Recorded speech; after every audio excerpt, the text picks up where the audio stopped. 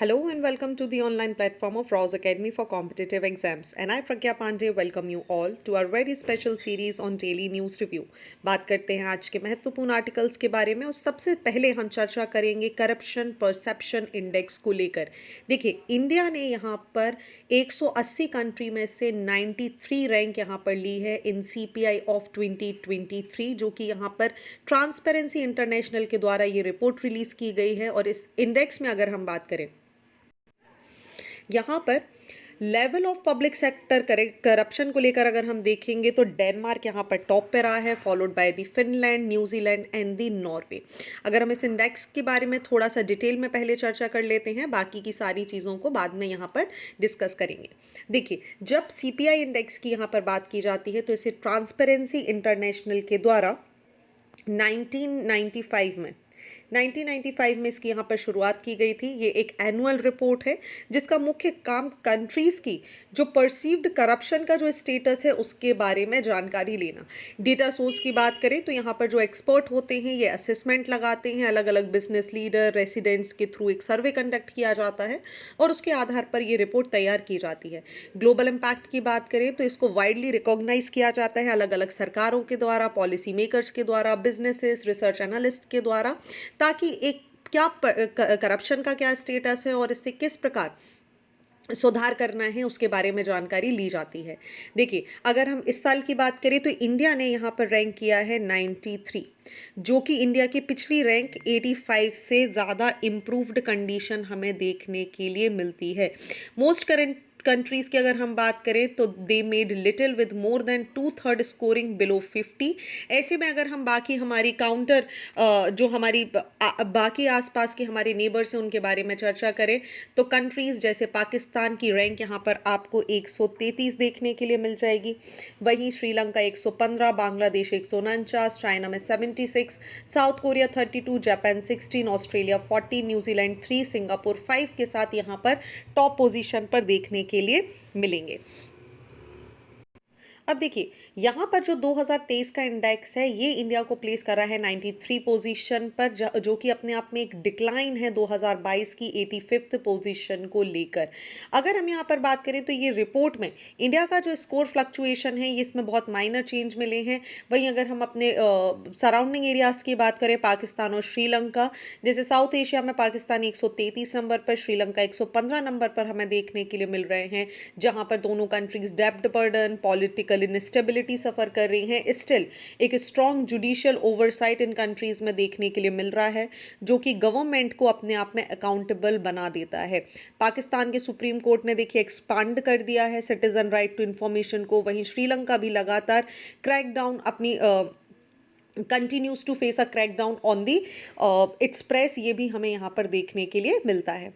चलिए, वहीं अगर हम दूसरी कंट्रीज़ की बात करें, टॉप स्कोरर जैसे न्यूजीलैंड 3, सिंगापुर 5th अपनी टॉप पोजीशन हर बार की तरह यहाँ पर मेंटेन किए हुए हैं, क्योंकि इनका एक बहुत ही रोबस्ट करप्शन कंट्रोल मैकेनिज्म हमें देखने के लिए मिल जाता है।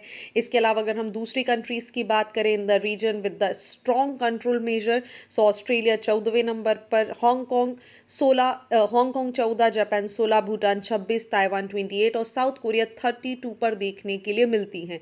वहीं कुछ ऐसे भी स्टेट्स हैं जहां पर बहुत ही कंडीशन फ्रेजाइल हो चुकी है। अगर हम पाकिस्तान के अलावा, बांग्लादेश के अलावा और श्रीलंका के अलावा दूसरे नेशंस के बारे में भी यहाँ पर बात करें तो आप देखेंगे नॉर्थ कोरिया 172वीं रैंक पर है, म्यांमार 162, अफगानिस्तान 162। दैट मीन्स यहाँ पर पॉलिटिकल इनस्टेबिलिटी, ह्यूमैनिटेरियन क्राइसिस, सारी कंडीशन के साथ साथ जो करप्शन है वो भी यहाँ पर बहुत ज़्यादा देखने के लिए मिलेगा। चलिए, बात करते हैं अगले आर्टिकल को लेकर। चलिए, एक बहुत ही अच्छा आर्टिकल है which is the test tube rhinos. क्यों रीबिल्ड किया जा रहा है? ये डूम्ड स्पीशी, इसकी रेस को यहाँ पर दोबारा इस्टेब्लिश करने के लिए काम किया जा रहा है। जैसे आप सभी को याद होगा, जो लास्ट मेल था 2018 में उसकी डेथ यहाँ पर हो गई थी, जो कि नदन वाइट राइनो था। और अगर हम यहाँ पर देखें तो इसकी डेथ के साथ ही लास्ट मेल के ख़त्म होते ही एक होप यहाँ पर छोड़ दी गई थी। लेकिन 2015 में 20 साइंटिस्ट का एक ग्रुप था, 5 डिफरेंट कॉन्टिनेंट से इन्होंने एक ऑडिशियस और एक्सपेंसिव प्रोजेक्ट यहाँ पर लॉन्च किया था ताकि रीबिल्ड किया जा सके सब स्पीशी को through the in vitro fertilization. और ऐसे में पिछले ही हफ्ते साइंटिस्ट ने अनाउंस कर दिया है पहला राइनो प्रेगनेंसी जिसको अचीव किया गया है लैब मेड राइनो एम्ब्रियो के through into the surrogate mother. इसमें लगभग 13 अटेम्प्ट्स किए गए हैं और यहाँ पर जो सदर्न वाइट राइनो है जो कि कहीं ना कहीं एक क्लोज रिलेटेड सब स्पीशी बोली जाती है नदर्न वाइट राइनोस की मिलियंस ऑफ ईयर पहले ये दोनों आपस में क्लोज कांटेक्ट में थे, बाद में एक डिफरेंस यहाँ पर आ गया, अलग अलग क्षेत्र में ये यहाँ पर पहुँच गए। उससे यहाँ पर जितनी भी चीज़ें हैं उसको लेकर यहाँ पर सरोगेट किया गया है मदर को। अब देखिए ये जो पूरा का पूरा प्रोसेस है ये अपने आप में एक बहुत ही चैलेंजिंग हमें देखने के लिए मिल जाता है। क्यों? क्योंकि देखिए इसके पहले भी नदर्न वाइट राइनोस जिनको लेकर आया गया था केन्या में 2009 में ब्रीडिंग करवाने के लिए, वो अपने आप में अनसक्सेसफुल हुआ। इसमें एक चीज़ समझ में आई कि आईवीएफ के अलावा कोई और ऐसा ऑप्शन नहीं है जहां पर इस डूम्ड स्पीशी को रिस्टोर किया जा सके। ऐसे में सदर्न वाइट फीमेल को एज ए सैरोगेट के रूप में यहाँ पर इन्वॉल्व किया गया है जो कि अपने आप में एक मेटिकुलस प्रोसेस देखने के लिए मिलती है। अब यहाँ पर जो आइसोलेट करना फीमेल के एग्स को और इम्प्लीमेंट करना इस मेजर को ताकि बैक्टीरियल इन्फेक्शन ये सारी चीज़ों से बचाया जा सके, ये भी अपने आप में क्रिटिकल चैलेंज हमें देखने के लिए मिल जाता है। वहीं अगर हम जेनेटिक वायबिलिटी के हिसाब से इसके बारे में चर्चा करें तो आईवीएफ और सरोगेसी का यहाँ पर जो सक्सेस है ये यहाँ पर राइनो प्रेगनेंसी में अपने आप में माइलस्टोन साबित होगा। बट बहुत सारे चैलेंजेस अभी भी यहाँ पर अनफोल्ड हैं कि जेनेटिक वायबिलिटी किस तरीके से होगी नदर्न वाइट राइनोस को लेकर। क्या जितने भी एम्ब्रियोज हैं those who are derived from egg of 2 females and sperms from the deceased zoo males, क्या कहीं इनकी जेनेटिक पूलिंग लिमिटेड तो नहीं हो जाएगी? Even with multiple successful IVF attempt जो जीन पूल है ये यहाँ पर लार्ज इनफ नहीं है कि एक सस्टेनेबल पॉपुलेशन को क्रिएट कर सके। ऐसे में एक प्रपोज्ड सॉल्यूशन यहाँ पर हमें देखने मिलता है कि जितना स्पर्म और एग है स्टेम सेल्स के थ्रू इसको ऑब्टेन किया जा सके फ्रॉम द प्रिजर्व टिश्यूज और यहाँ पर इसको सैंपल को स्टोर किया जाए। वहीं अगर ये जिस तरीके से हमारे लैब माइस ये सक्सेसफुल हुए हैं, अगर रेप्लिकेशन यहाँ पर राइनोस का सक्सेसफुल हो जाता है तो ये भी अपने आप में एक बहुत बड़ा चेंज हमें देखने के लिए मिल सकता है। चलिए बात करते हैं राइनोसॉरस को लेके। तो देखिए राइनोसॉरस जिसे कॉमनली राइनो के नाम से हम जानते हैं ये फैमिली राइनोसिरोटिडाई से बिलोंग करते हैं और यहाँ पर 5 स्पीशीज इसके अंदर हमें देखने के लिए मिलती हैं जो कि इस पूरी फैमिली से बिलोंग करती हैं। अगर हम राइनोसॉरस के फिजिकल कैरेक्टरिस्टिक्स की बात करें तो ये लार्जेस्ट रिमेन मेगाफोना यहाँ पर है। इनकी स्पीशीज की बात करें तो ये एटलीस्ट 1 टन अपनी अडल्टहुड में अचीव कर लेते हैं। इंपॉर्टेंट क्यों हो जाते हैं? क्योंकि देखिए राइनोस के बारे में हमें इंडस वैली सिविलाइजेशन में भी इनका जिक्र देखने के लिए मिला है। ये हर्बीवोरस होते हैं और वैरायटी ऑफ प्लांट मटेरियल पर ये अपनी लाइफ यहाँ पर गुजार देते हैं। अपने लार्ज साइज होने के बाद भी ये इनका ब्रेन जो होता है वो बहुत ज़्यादा छोटा होता है विच इज़ बेयरली 400 to 600 ग्राम। एक डिस्टिंक्टिव फीचर हमें यहाँ पर देखने मिलता है, इट इज़ 1 और 2 हॉर्न जो कि अपने आप में इनकी एक फॉर्मिडेबल अपीयरेंस को बताता है। चलिए अगर हम इनकी स्किन और डेंटल स्ट्रक्चर के बारे में यहाँ पर बात करें तो इसको भी आप यहाँ पर समझ लीजिए। Rhino they boast a unique protective skin जो कि अपने आप में थिक होती है और मल्टीपल लेयर से बनी होती है जो कि कोलाजन का एक इस तरीके से अरेंजमेंट होता है जो कि लैटिस स्ट्रक्चर क्रिएट करता है। लगभग आप जो यहाँ पर ये स्किन देख रहे हैं ये 1.5 से 5 सेंटीमीटर थिक हमें देखने के लिए मिलती है। वही इनका जो डेंटल स्ट्रक्चर होता है वो अपने आप में पेरिसोडैक्टल टाइप का होता है जो basically 2 African species like that lack front teeth, इसको हम इस कैटेगरी में डालते हैं। अगर हम राइनो स्पीशीज़ के बारे में यहाँ पर बात कर रहे हैं तो देखिए 4 डिफरेंट टाइप की स्पीशीज़ बेसिकली आपको यहाँ पर देखने के लिए मिल जाती हैं जिनकी अपनी अपनी कैरेक्टरिस्टिक्स है। सबसे पहले अगर हम वाइट राइनोसोरस की बात करते हैं तो इन्हें 2 पार्ट्स में डिवाइड कर दिया जाता है, सदर्न वाइट और नदर्न वाइट। ठीक है। वहीं अगर हम नदर्न व्हाइट की बात करें तो ये क्रिटिकली एंडेंजर्ड कैटेगरी में हमें देखने के लिए मिलते हैं। लार्ज साइज होते हैं, वाइड माउथ आपको यहाँ पर देखने के लिए मिल जाएंगे। आप इमेज में देख सकते हैं पहली इमेज, जिसके लिए ये इस्तेमाल करते हैं, अपने वाइड माउथ का इस्तेमाल करते हैं फॉर दी ग्रेजिंग। इसी के अलावा अगर हम दूसरी कैटेगरीज के बारे में बात करें तो आप एक और चीज़ समझ लीजिए कि यहाँ पर यूजुअली जो 5 सर्वाइविंग है, which is the black, white, African rhinos, Asian rhinos, जिसमें ग्रेटर, वन हॉर्न, सुमात्रन और जावन राइनोज हमें देखने के लिए मिलते हैं। IUCN के स्टेटस की बात करें तो जो ग्रेटर वन हॉर्न राइनोज होते हैं ये वनरेबल कैटेगरी में आ जाते हैं। सुमात्रन राइनोज को हम क्रिटिकल एंडेंजर्ड कैटेगरी में रखते हैं। जावन राइनोज वल्नरेबल है, ब्लैक अफ्रीकन क्रिटिकली एंडेंजर्ड है और white African rhinos nearly threaten categories में देखने के लिए मिलते हैं। इंडियन राइनोज की अगर हम बात करें, जो कि ग्रेट वन ऑन राइनोज भी हैं, जो हमारे लिए जानना सबसे ज़्यादा आवश्यक है। इंडिया अपने आप में Kaziranga national park world population का 90% स्पीशीज़ यहाँ पर कैटर करता है, जो कि बहुत इंपॉर्टेंट है। Other than Kaziranga national park, Pobitora wildlife sanctuary, Orang national park, Manas national park Assam में, वहीं Jaldapara national park, Gorumara national park West Bengal, Dudhwa tiger reserve Uttar Pradesh, इनके लिए प्रोटेक्शन के लिए बहुत इंपॉर्टेंट काम करते हैं। IUCN की वल्नरेबल लिस्ट साइट के अपेंडिक्स फर्स्ट में और वाइल्ड लाइफ प्रोटेक्शन एक्ट 1972 के शेड्यूल 1 में इनको यहाँ पर रखा गया है।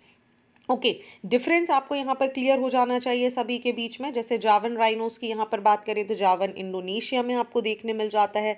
सुमात्रन राइनोस सुमात्राज में देखने के लिए मिल जाते हैं, जो कि सबसे स्मॉलेस्ट आपको देखने के लिए मिलेंगे।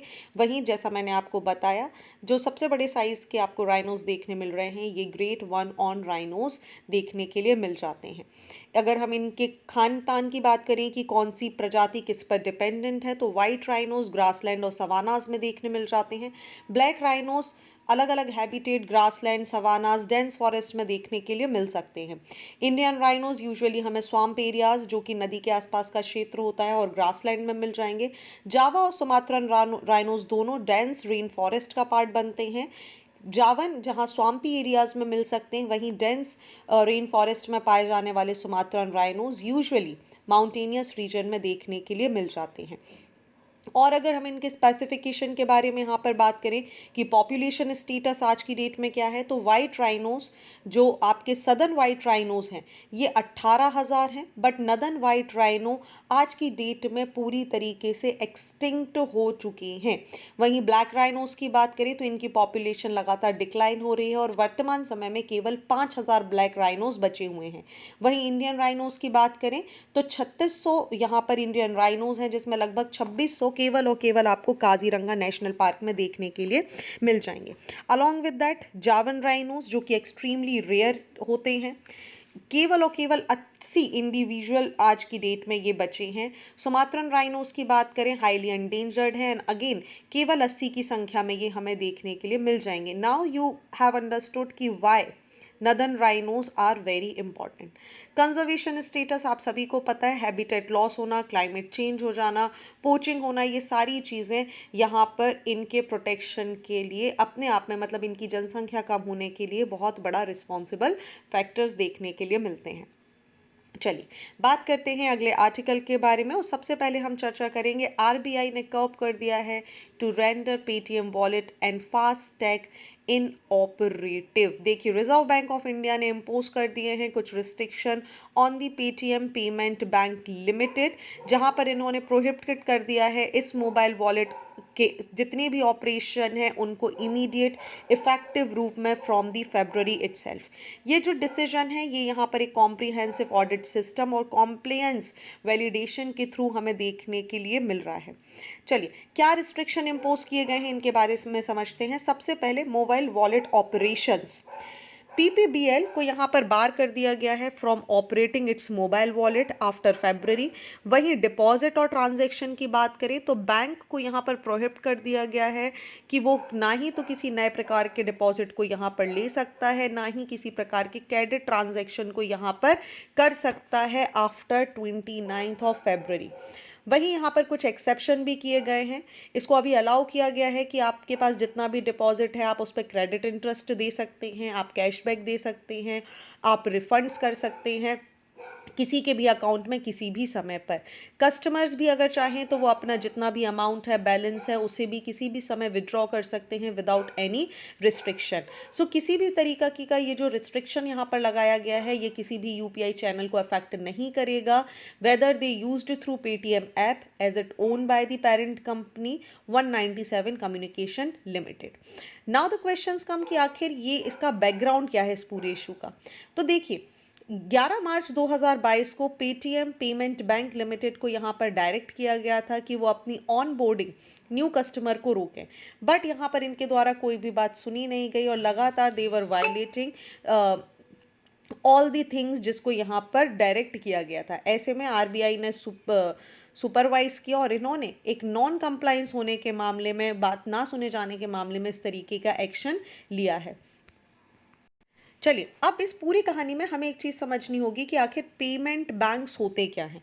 तो देखिए, पेमेंट बैंक एक तरीके का फाइनेंशियल इंस्टीट्यूशन है जिसको लॉन्च किया गया था रिजर्व बैंक ऑफ इंडिया के द्वारा अपनी कॉम्प्रिहेंसिव फाइनेंशियल इंक्लूजन इनिशिएटिव को लेकर। ये यहाँ पर बिल्कुल ट्रेडिशनल बैंक सिस्टम की तरह काम करते हैं, बट एक स्मॉल स्केल पर, जहाँ पर किसी भी तरीके का क्रेडिट रिस्क देखने के लिए नहीं मिलता। इनका मुख्य उद्देश्य था कि जितनी भी पेमेंट और फाइनेंशियल सर्विसेज हैं उनको उन सारे एरियाज में पहुंचाना जहां तक पॉपुलेशन की रीच नहीं हो पा रही है, specially to the low income household and the small businesses. Characteristics की बात करें तो पेमेंट बैंक्स जो होते हैं ये यहाँ पर अलग अलग प्रकार के बैंकिंग ऑपरेशन कर सकते हैं, बट यहाँ पर इनको रिस्ट्रिक्ट किया जाता है एडवांसिंग लोन या फिर क्रेडिट कार्ड इशू करने से। ये साथ ही यहाँ पर डिपॉजिट एक्सेप्ट कर सकते हैं 1 लाख रुपए तक की, जो कि कहीं ना कहीं एक फाइनेंशियल नीड जो किसी भी इंडिविजुअल बिजनेस की होती है उसको केटर करने में मदद करता है। पेमेंट बैंक की बात करें तो ये बहुत सारी सर्विसेज जैसे remittance, mobile payment, transfer, purchase या फिर एटीएम, डेबिट कार्ड जैसी facility, net banking, third party fund transfer जैसी बहुत सारी फैसिलिटीज़ प्रोवाइड कराती हैं। देखिए, 2013 में आरबीआई ने एक कमेटी बनाई थी, डॉक्टर नचिकेत मूर, आप सभी को याद रखना होगा, फाइनेंशियल रिफॉर्म्स को लेकर बहुत इंपॉर्टेंट कमेटी ये हो जाती है। डॉक्टर नचिकेत मूर की स्टडी में यहाँ पर एक कॉम्प्रिहेंसिव स्टडी की गई और समझ में आया कि हमारी जो फाइनेंशियल सर्विसेज हैं वो स्मॉल बिजनेस और लो इनकम हाउस होल्ड तक नहीं पहुँच पा रही है, और ऐसे में इनको इंक्लूड करने के लिए, एक कॉम्प्रिहेंसिव फाइनेंशियल इंक्लूजन के लिए पेमेंट बैंक्स को इंट्रोड्यूस किया गया था जनवरी 1 2016 से, ताकि यहाँ पर प्रत्येक इंडियन रेसिडेंट जो है उसको एक ग्लोबल बैंक अकाउंट पहुंचाया जा सके with the payment bank. So payment bank का मुख्य उद्देश्य यहाँ पर है low income group, small business, migrant labour, fostering financial inclusion create करना, साथ ही एक टेक्नोलॉजी ड्रिवन एनवायरनमेंट क्रिएट करना ताकि जितना भी लार्ज स्केल जो मास है वो फाइनेंशियल सर्विसेज का पार्ट ले पाए। So now the questions come कि आखिर पेमेंट बैंक पैसा कैसे कमाते हैं। सो देखिए, पेमेंट बैंक अपनी मनी को डिपॉजिट करते हैं, they places the money deposit by customer into deposits with the other bank, और यहाँ पर इंटरेस्ट लेते हैं ऑन दीज प्लेसमेंट्स, और इसके बाद जो पे होता है कस्टमर का उसको लो इंटरेस्ट रेट देते हैं डिपॉजिट पर, compare to what they earn on the deposits paid with the universal bank। सो यहाँ पर जो डिफरेंस ऑफ इंटरेस्ट यहाँ पर देखने के लिए मिलता है वही पेमेंट बैंक के रेवेन्यू सोर्स का सबसे बड़ा जरिया होता है। सो बेसिकली पेमेंट बैंक बहुत ही स्मॉल ट्रांजेक्शन फीस चार्ज करते हैं, जैसे 0.2% से लेके 0.7% ऑन दी कंज्यूमर ट्रांजेक्शन, जिसकी वजह से इनकी जो यूटिलिटी है, जो डिपॉजिट ऑफ फंड है, रेमिटांस सर्विसेज हैं, वो आपको ज़्यादा देखने के लिए मिलते हैं। देखिए, अब एक चीज़ याद रखिए कि जहाँ पर पेमेंट बैंक जो होते हैं वो इशू नहीं कर सकते क्रेडिट कार्ड, बट वो यहाँ पर डेबिट कार्ड इशू कर सकते हैं अपने कस्टमर को। वहीं डिपॉजिट लिमिट की अगर हम बात करें पेमेंट बैंक में, तो आज की डेट में ये यहाँ पर 2 लाख रुपए प्रति कस्टमर तक इंक्रीज कर जा चुकी है। ओके, देखिए, अब ये पूरी कहानी आपको इस चार्ट से क्लियर हो जाएगी। जैसे कॉमर्शियल बैंक है हमारे एसबीआई, पीएनबी, ये डिपॉजिट ले भी सकते हैं, लोन भी दे सकते हैं, पेमेंट भी कर सकते हैं।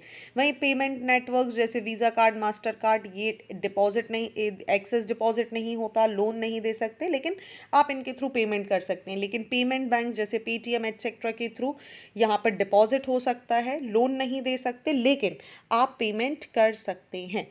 ओके, चलिए, moving on to the next article of the day, बात करते हैं इंडिया फ्रांस स्ट्रैटेजिक पार्टनरशिप को लेकर।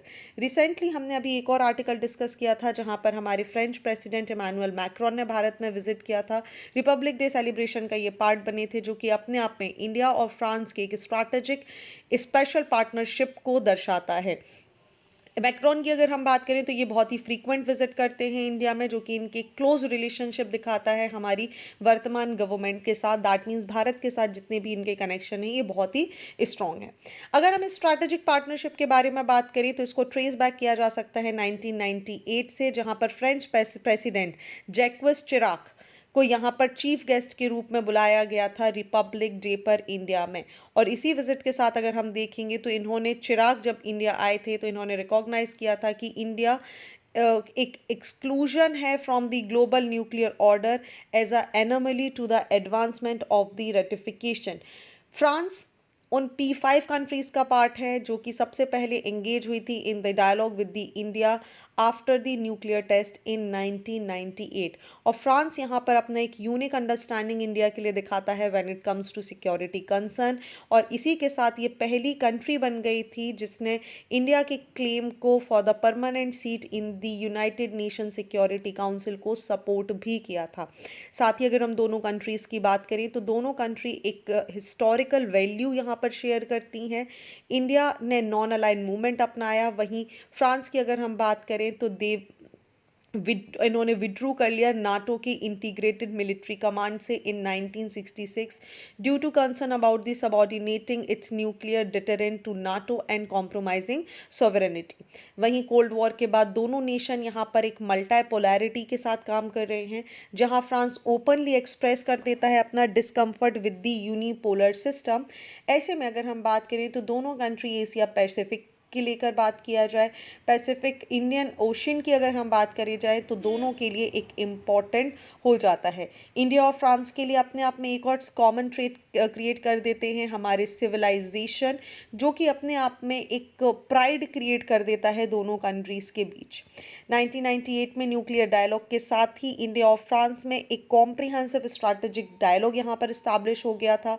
और इसी के बाद अगर आप देखेंगे तो इंडिया और फ्रांस ना केवल न्यूक्लियर स्पेस डिफेंस के क्षेत्र में बल्कि counter terrorism, intelligence sharing, cyber security को लेकर भी बहुत तेज़ी से काम कर रहे हैं। और रिसेंटली क्लाइमेट चेंज हो या फिर आर्टिफिशियल इंटेलिजेंस, दोनों कंट्रीज़ लगभग एक स्वर में बात करते हुए हमें दिखाई देती हैं।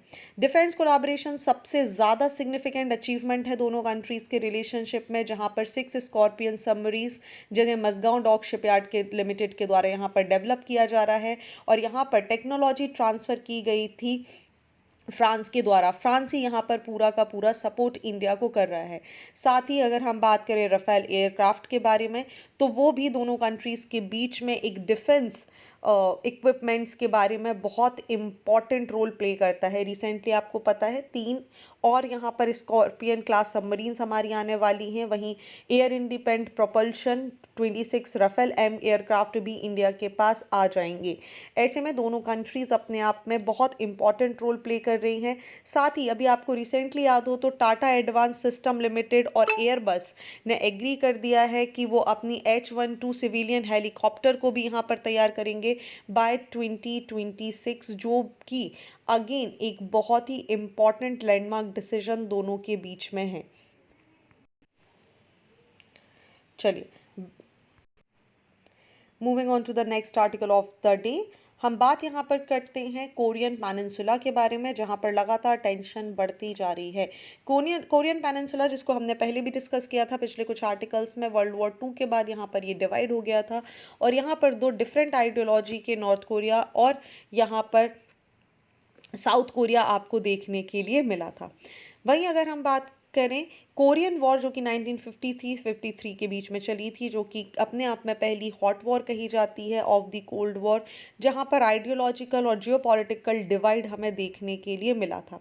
ऐसे में इम्पॉर्टेंट हो जाता है जब नॉर्थ कोरिया की बात करते हैं तो एक अथॉरिटोरियन रिजाइम है जो कि चाइना के सपोर्ट से और रशिया के सपोर्ट से काम करता है। वहीं साउथ कोरिया की बात करें तो इनके क्लोज अलाइज देखने मिलते हैं US के साथ और बाय डिफ़ॉल्ट ये एक लिबरल डेमोक्रेसी हो जाते हैं। देखिए, प्रॉब्लम कहाँ आती है, जब न्यूक्लियर एक बहुत ही ज़्यादा एम्बिशियस न्यूक्लियर टेक्नोलॉजी को लेकर काम करना चाहता है। ऐसे में ये कई बार न्यूक्लियर टेस्ट साउथ कोरिया या उसके आसपास के क्षेत्रों में करता है, जिससे यहाँ पर एक बहुत बड़ा खतरा मंडराता रहता है। एफर्ट्स यहाँ पर तैयार किए गए कि न्यूक्लियर प्रोग्राम्स को हॉल्ट किया जा सके with the agreed framework in 1994, जो कि एक टेम्परेरी डिसीजन ही हमें देखने के लिए मिला। हालांकि जितने भी पीस टॉक इन दोनों कंट्रीज़ के बीच में करवाए गए, लगभग 6 से ज़्यादा पीस टॉक यहाँ पर हो चुके हैं, बट कोई खास डिसीजन निकल कर नहीं आया।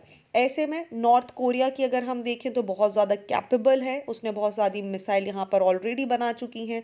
चाहे हम स्पेस टेस्टिंग की बात करें, चाहे हम व्हीकल टेस्टिंग की बात करें, सारे कॉन्टेक्स्ट में मिलिट्री ड्रिल से लेकर न्यूक्लियर अटैक की अगर थ्रेटन करना भी हो, तो भी यहाँ पर ये बहुत अच्छे से ज़ोरों शोरों से काम करते हुए आपको दिखाई देते हैं। और रिसेंटली जैसे ही किंग जोंग उन ने यहाँ पर अनाउंस कर दिया कि भाई हम अपनी जो डिकेड्स ओल्ड ये ट्रेडिशन है हमारा कि हम रीयूनिफिकेशन और इन सारी चीज़ों को काम करेंगे, हम इसको पूरी तरीके से छोड़ते हैं और हम लगातार काम करेंगे। So now South Korea is officially consider as enemy state for the North Korea, क्योंकि यहाँ पर इन्होंने क्लियरली बोल दिया है कि हम ये एज ओल्ड चले आ रहे ट्रेडिशन को नहीं मानेंगे। ऐसे में नॉर्थ कोरिया, जो कि एक ऐसा इम्पॉर्टेंट जगह है जिनके पास न्यूक्लियर रूप में वो पूरे सक्षम है, कहीं ना कहीं एक टेंशन दोनों कंट्रीज़ के बीच में हमें देखने के लिए मिल जाता है। चलिए, चूंकि हम इस पर्टिकुलर आर्टिकल को कई बार पहले भी डिस्कस कर चुके हैं, आज ये फिर से रिपीट हुआ था, इसलिए I am not gonna go much deeper into it. So ये थे आज के महत्वपूर्ण आर्टिकल। बात करते हैं मेंस के क्वेश्चन ऑफ द डे के बारे में। So here are two very important question in front of your screen. One is related with the ethical implication surrounding use of the assisted reproductive technology, and another one question is related with the payment banks. So what you all have to do, just write the answer, click the photograph and upload it on the given link below. साथ ही अगर आपको DNR से संबंधित किसी भी प्रकार की कोई समस्या है या आप कोई भी क्वेरी करना चाहते हैं, तो आप मुझे pragyapande@raoseacademy.in पर ईमेल भी कर सकते हैं। So thank you for watching this video. Do not forget to hit like button, comment your valuable feedback, and also press the subscribe button to never miss any updates. Please follow us on Instagram and Facebook. Links are given below in the description box. Thank you and see you soon.